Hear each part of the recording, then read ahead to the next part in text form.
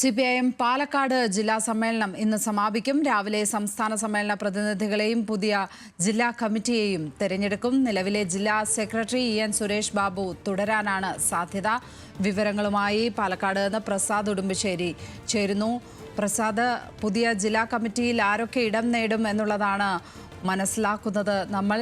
മാത്രമല്ല, കഴിഞ്ഞ ദിവസങ്ങളിൽ നടന്ന ചർച്ചകൾ അത് ഏത് തരത്തിലായിരുന്നു? AK ബാലനെതിരൊക്കെ ഉള്ള വിമർശനങ്ങൾ വലിയ തോതിൽ വാർത്തയാകുന്നത് കണ്ടു. അപ്പോൾ ഏത് തരത്തിലുള്ള ചർച്ചകളാണ് നടന്നത്? പുതിയ ജില്ലാ കമ്മിറ്റിയിലെ സാധ്യതകൾ എന്തൊക്കെയാണ്?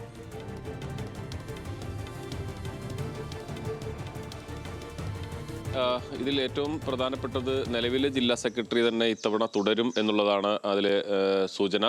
കാരണം EN സുരേഷ് ബാബു ഒരു തവണയാണ് ടൈം പൂർത്തിയാക്കിയിട്ടുള്ളത്. രണ്ടാമത്തെ ടൈമിലേക്ക് കടക്കുമ്പോൾ അതിനുള്ള അവസരം ഉണ്ടാകുമെന്ന് തന്നെയാണ് കരുതുന്നത്. ഈ കഴിഞ്ഞ 2 ദിവസം നടന്ന ചർച്ചയിൽ ഏറ്റവും കൂടുതൽ വിമർശനങ്ങൾ ഉണ്ടായത് നേതാക്കൾക്കെതിരെയാണ് എന്നുള്ളതാണ് ഏറ്റവും പ്രത്യേകത. ജില്ലാ സെക്രട്ടറി അവതരിപ്പിച്ചിട്ടുള്ള പ്രവർത്തന റിപ്പോർട്ടിൽ ജില്ലാ നേതൃത്വത്തിനെതിരെ വലിയ വിമർശനങ്ങളൊന്നും തന്നെ ഉണ്ടായിരുന്നില്ല.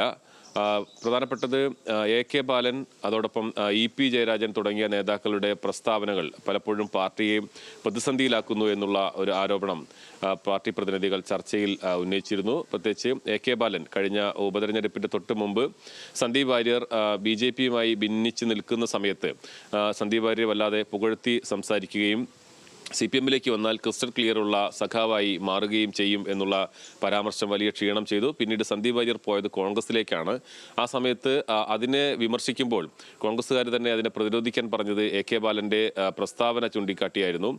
CPMലേക്ക് വന്നാൽ ക്രിസ്റ്റൽ ക്ലിയറുള്ള സഖാവായി മാറും എന്നുള്ളതാണ്. അതായത് ഇവർ പറയുന്നത് വെള്ളം തിളയ്ക്കുന്നതിന് മുമ്പ് അരിയിടുന്ന സ്വഭാവം പല നേതാക്കൾക്കുണ്ട്. അത് പലപ്പോഴും പ്രതിസന്ധിയിലാക്കുന്നു. അതോടൊപ്പം കഴിഞ്ഞ ലോക്സഭാ തെരഞ്ഞെടുപ്പിന്റെ സമയത്തും AK ബാലൻ നടത്തിയിട്ടുള്ള പ്രസ്താവന പാർട്ടിക്ക് സീറ്റ് കിട്ടിയില്ലെങ്കിൽ പിന്നെ മരപ്പട്ടി ഈനാമ്പേച്ചി ചിഹ്നങ്ങളിൽ മത്സരിക്കേണ്ടി വരുമെന്നുള്ളത് വലിയ അവമതിപ്പാണ് പാർട്ടിക്ക് ഉണ്ടാക്കിയിട്ടുള്ളത്. ഇത്തരം പ്രസ്താവനകളെല്ലാം തന്നെ നേതാക്കൾ ഒഴിവാക്കേണ്ടതാണ് എന്നുള്ളതാണ്. EP ജയരാജനുമായി ബന്ധപ്പെട്ടും വിമർശനങ്ങൾ ഉയർന്നിരുന്നു. EP ജയരാജൻ നടത്തിയിട്ടുള്ള പ്രസ്താവനകൾ പലപ്പോഴും തെരഞ്ഞെടുപ്പ് സമയത്ത് BJP നേതാക്കളുമായി അടുപ്പം അതെല്ലാം പലപ്പോഴും പ്രതിസന്ധി ഉണ്ടാക്കുന്നു എന്നുള്ളതാണ്. മറുപടി പ്രസംഗത്തിൽ MB ഗോവിന്ദൻ ഇതിനെല്ലാം പറഞ്ഞ EP ജയരാജന്റെ പ്രസ്താവനകളിൽ പാർട്ടി കൃത്യസമയങ്ങളിൽ ഇടപെട്ടിരുന്നു. അതാത് സമയങ്ങളിൽ തന്നെയാണ് ഇടപെടാറുള്ളത് എന്നുള്ളത് MB ഗോവിന്ദൻ മറുപടിയിൽ പറഞ്ഞു.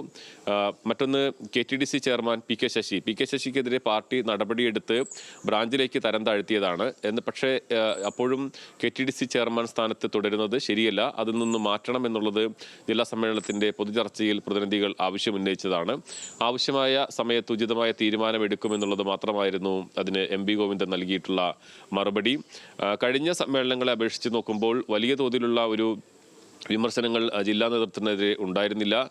അതോടൊപ്പം തുരുത്തുകൾ ഉണ്ടാകുന്നു എന്നുള്ളതായിരുന്നു കഴിഞ്ഞ സമ്മേളനങ്ങളിലൊക്കെ പ്രധാനമായും വിമർശനം വന്നിരുന്നത്. അത് PK ശശിയെ ഉദ്ദേശിച്ചുകൊണ്ടുള്ള ലക്ഷ്യം വെച്ചുകൊണ്ടുള്ള വിമർശനം തന്നെയായിരുന്നു. പക്ഷേ ഇത്തവണ അത്തരത്തിലുള്ള തുരുത്തുകൾ വലിയ തോതിലുള്ള തുരുത്തുകളില്ലെങ്കിലും വിഭാഗീയത പൂർണ്ണമായും അവസാനിപ്പിച്ചു എന്ന് പറയാൻ പറ്റില്ല. സംഘടനയുടെ ദൗർബല്യം വെളിപ്പെടുത്തുന്നതായിരുന്നു പാലക്കാട് ഉപതെരഞ്ഞെടുപ്പ്. കാരണം അത്രയേറെ മാധ്യമ ശ്രദ്ധയും അതോടൊപ്പം വലിയ ബഹളങ്ങളും എല്ലാം ഉണ്ടായെങ്കിൽ പോലും വളരെ കുറഞ്ഞ വോട്ട് മാത്രമാണ് നേടാൻ കഴിഞ്ഞിട്ടുള്ളത്. 1000-ഓളം വോട്ട് മാത്രമാണ് ഉപതെരഞ്ഞെടുപ്പിൽ വർദ്ധിപ്പിക്കാൻ കഴിഞ്ഞിട്ടുള്ളത്. അതുകൊണ്ട് തന്നെ പാലക്കാട് നിയമസഭാ മണ്ഡലത്തിൽ CPMന്റെ സംഘടനാ ശക്തി വർദ്ധിപ്പിക്കേണ്ടതുണ്ട് എന്നുള്ളതാണ് അതിൽ നിന്നും വ്യക്തമാകുന്നത് എന്നുള്ളതാണ് നേതാക്കൾ പറഞ്ഞത്. എന്തായാലും പൊതുചർച്ചയെല്ലാം അവസാനിച്ചു. ഇനിയിപ്പോൾ രാവിലെ കമ്മിറ്റി തെരഞ്ഞെടുപ്പാണ്. ജില്ലാ കമ്മിറ്റിയിലേക്ക് ആരെല്ലാം പുതിയതായി വരും എന്നുള്ളതാണ് കാത്തിരിക്കേണ്ടത്. നമ്മൾ പ്രതീക്ഷിക്കുന്നത് ശ്രീകൃഷ്ണപുരം ഏരിയ സെക്രട്ടറി ജയദേവൻ നേരത്തെ വിഭാഗീയതയെ തുടർന്ന് ഏറെ പാർട്ടിക്കകത്ത് ഒതുക്കപ്പെട്ട ആളാണ്.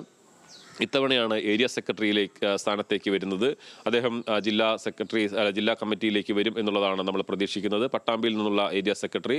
അതോടൊപ്പം തന്നെ നിലവിൽ ജില്ലാ സെക്രട്ടേറിയറ്റിൽ 11 അംഗ ജില്ലാ സെക്രട്ടേറിയറ്റാണ് പാലക്കാടുള്ളത്. അതിൽ 2 ഒഴിവുകൾ നിലവിൽ തന്നെയുണ്ട്. ഒന്ന് PK ശശിക്കെതിരെ നടപടിയെടുത്തതിനെ തുടർന്ന് വന്നിട്ടുള്ള ഒഴിവും മറ്റൊന്ന് പട്ടാമ്പിയിലെ മുൻ ഏരിയ സെക്രട്ടറി ഉണ്ണികൃഷ്ണൻ അദ്ദേഹം മരിച്ചതിനെ തുടർന്നുണ്ടായിട്ടുള്ള ഒഴിവുകളും.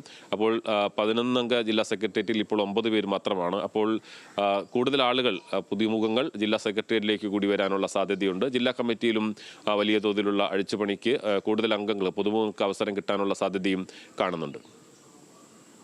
പ്രസാദ് ഉടുമ്പശ്ശേരിയാണ് പാലക്കാട് നിന്നും വിശദാംശങ്ങൾ പങ്കുവച്ചത്. പാലക്കാട് ജില്ലാ സെക്രട്ടറിയായി EN സുരേഷ് ബാബു തന്നെ തുടരാനാണ് സാധ്യത.